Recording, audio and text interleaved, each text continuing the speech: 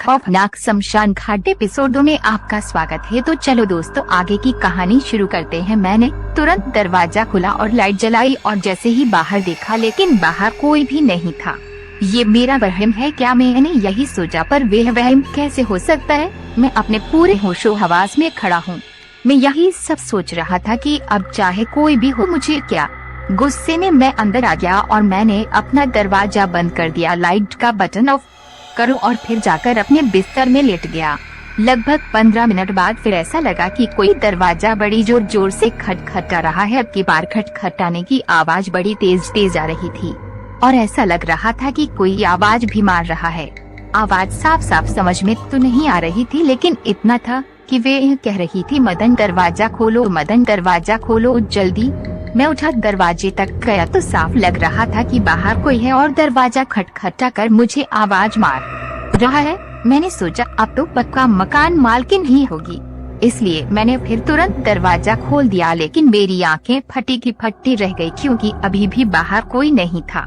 बाहर इस रात में पूरा सन्नाटा पड़ा हुआ था, लेकिन फिर भी मैंने बगल के कमरे में मकान मालिक को आवाज मारी और दरवाजा खटखटाया। उन्होंने दरवाजा खोला और नींद में कहा, क्या हुआ मदन? मैंने जवाब देते हुए कहा, आंटी आपने मुझे आवाज मारी थी क्या? आंटी ने कहा, नहीं तो मैं तो सो रही थी, बाकी लोग भी घर में सो रहे हैं, किसी ने नहीं बुलाया क्यों? क्या हुआ? आंटी का जवाब सुनकर मैंने कहा, नहीं आंटी, मुझे ऐसा लगा कि किसी ने आवाज मारी, मुझे लगा कोई घर का होगा। आंटी ने फिर कहा, नहीं ऐसा कुछ नहीं है। ऐसा बोलकर आंटी चली गई अंदर और उन्होंने अपना दरवाजा बंद कर लिया।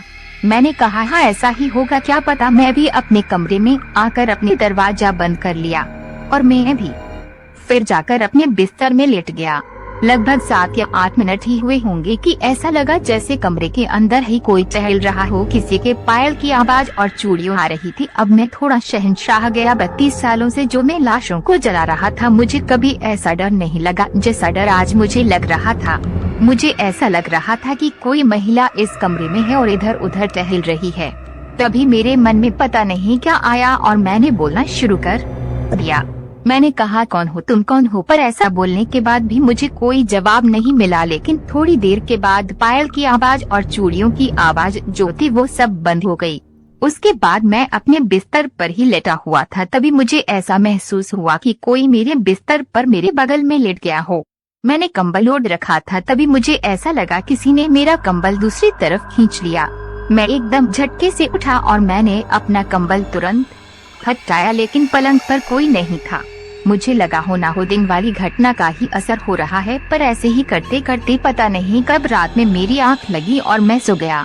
लेकिन सुबह में उस दिन थोड़ा लेट से उठा। अक्सर मैं सुबह 5 बजे उठ जाता था, नाश्ता वगैरह बनाकर खा पी कर फिर श्मशान घाट में अपने काम पर निकल जाता था। लेकिन उस दिन मैं 8 बजे तक सोया रहा, पर मुझे उस दिन काम पर तो जाना ही था, इसलिए कोई ऐसी दिक्कत नहीं थी, क्योंकि आज तो मुझे अपने गांव जाना है। कल तक मैं सोच रहा था कि नहीं, लोगों को कहने दो, पर मैं तो काम पर आऊंगा। लेकिन आज मैंने भी सोच लिया कि अब मुझे गांव जाना है। रात को जो कुछ भी हुआ मेरे साथ, वह सब मुझे बहुत परेशान कर रहा था। इसलिए मैंने अपना थोड़ा सामान पैक करा और आंटी को कहा, आंटी मैं गाँव जा रहा हूँ। आंटी मेरी बात सुनकर हैरान थी कि अचानक मैं गाँव क्यों जा रहा हूँ।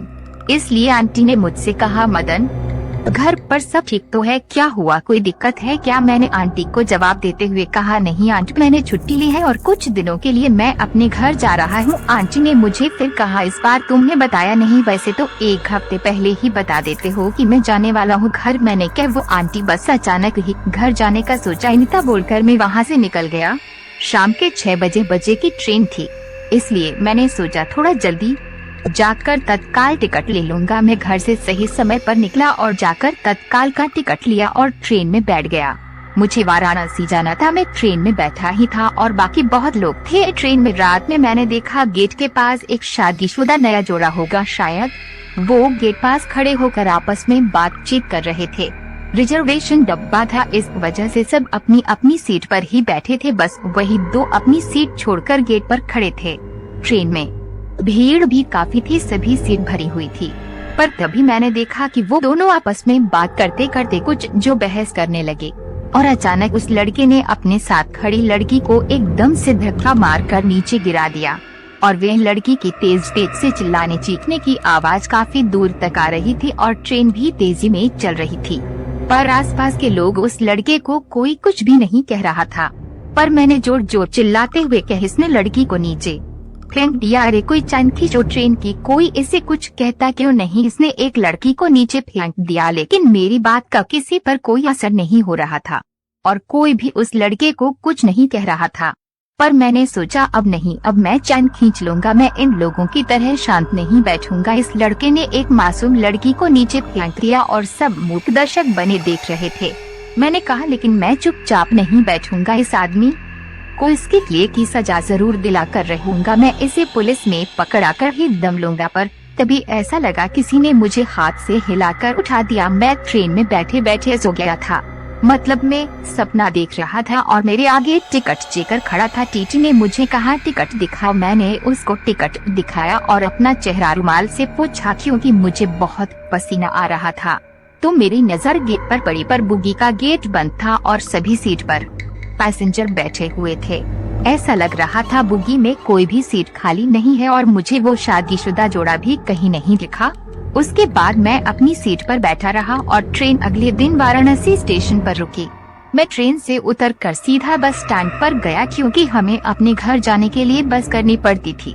बस वाला इंतजार कर रहा था सभी सवारियों का। बस में सभी सवारी फुल हो गई और बस भी निकल गई।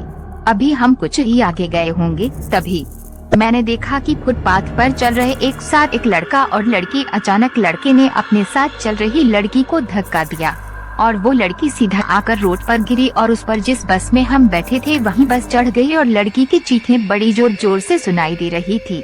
लेकिन ड्राइवर ने गाड़ी नहीं रोकी और ड्राइवर गाड़ी को लगातार चला रहा था। तभी मैंने कहा, भैया गाड़ी रुको, भैया रुको गाड़ी जल्दी, वह रोड पर गिरी है, बस चढ़ गई एक लड़की। पर ड्राइवर ने तुरंत ब्रेक मारी और क्या हुआ मैंने उसको बताया। पीछे लड़की रोड पर गिरी थी जिस पर बस चढ़ गई, पर सबने जब पीछे देखा तो पीछे ऐसा कुछ भी नहीं था। ड्राइवर और कंडक्टर ने मुझे बड़े गुस्से में कहा, भाई पागल हो गई क्या तू, सुबह सुबह शराब पी ली क्या, फालतू के बकवास कर रहे हो। अगर तुमको जाना है तो जाओ वरना उतर जाओ यहीं पर। ड्राइवर और कंडक्टर के साथ बस में और यात्री भी मुझ पर चिल्ला रहे थे, डैश पागल हो क्या, उल्टी सीधी बातें कर रहे हो। पर मैंने किसी को कुछ नहीं कहा, क्योंकि अब मैं अपने आप से ही परेशान हो चुका था। क्योंकि मेरे साथ पता नहीं 2 दिन से क्या हो रहा था, पहले श्मशान घाट में, फिर घर पर, फिर ट्रेन में और अब बस में। कहीं पर बैठते ही ऐसा दिखना। मैं अपने आप से ही लगातार सवाल कर रहा था कि आखिर क्या हो रहा है यह। तभी जहां मुझे उतरना था उस जगह बस आई और कंडक्टर ने मुझे कहा, भैया उतर जाओ। पर मुझे कंडक्टर की बात सुनाई नहीं दी, शायद मैं नींद में था, इसलिए कंडक्टर ने मुझे हाथों से हिलाया और कह गया, आपका स्टॉप आ गया। इस बार मैंने कंडक्टर की बात सुन ली और कहा, हाँ अच्छा। उसके बाद मैं अपना सामान उठाया और बस से उतर गया। पास में ही हमारा गांव था, इसलिए मैं पैदल ही निकल गया। मैं पैदल चलते चलते बस वही सब बातें सोच रहा था जो सब घटना मेरे साथ 2-3 दिन से घट रही थी। यही सब सोचते हुए मैं अपने घर पहुंच गया। घर में मेरे पिताजी, मेरी माता, मेरी पत्नी, मेरे बच्चे सब मेरा इंतजार बाहर ही कर रहे थे। मैंने सबको देखा और तुरंत अपने पिताजी के पास जाकर उनसे लिपट कर रोने लगा। मैं बड़ी तेज तेज से हिचकी लेकर रो रहा था। तब मेरे पिता समेत घर के सभी लोगों ने मुझे संभाला और मुझसे पूछा क्या हुआ। मैंने अपने साथ घटी सारी घटना उन सभी को बता दी। मेरे पिताजी ने कहा, तुम नहा धोकर पहले खाना खा लो, फिर थोड़ा आराम कर लो, सब ठीक हो जाएगा।